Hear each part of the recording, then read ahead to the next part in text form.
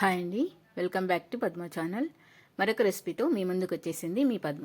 ఈరోజు మన వీడియోలో చుక్క కూరతో సూపర్ టేస్టీగా పచ్చడి ప్రిపేర్ చేసుకుందామండి.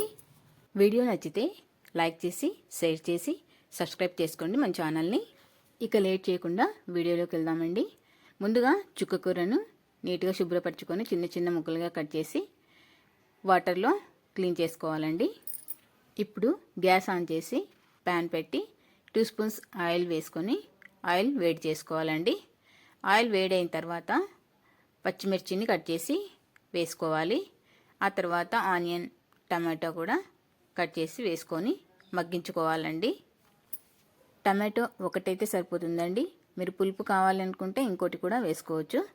ఇందులోనే వెల్లుల్లి రెబ్బలు పొట్టు తీసి వేసి బాగా మగ్గించుకొని ఉప్పు వేసి రుచికి తగినంత మీకు ఎంత కావాలో అంత వేసుకొని ఆ తర్వాత మనం క్లీన్ చేసి పెట్టుకున్న చుక్క కూరను వేసి బాగా మగ్గించుకోవాలండి. ఇప్పుడు గ్యాస్ ఆఫ్ చేసి పప్పు గుత్తి ఉంటుంది కదండి, దాంతో మెదుపుకోవాలి. మీరు మిక్సీ అయినా చేసుకోవచ్చు, కానీ ఇలా మెదుపుకోవడం వల్ల టేస్ట్ బాగుంటుంది. కచ్చపచ్చగా ఉంటుంది కాబట్టి మనకి పంట కిందికి పడుతుంటే ఆ ఆనియన్స్ అవి చాలా టేస్టీగా అనిపిస్తుందండి. వేడి వేడి అన్నంలోకి అయితే సూపర్ టేస్టీగా ఉంటుంది. అసలు పప్పు అవసరం లేదండి, ఒకసారి ట్రై చేయండి. అంతేనండి, మనకు కావాల్సిన చుక్క కూర పచ్చడి చాలా సింపుల్గా టేస్టీగా రెడీ అయిపోయింది.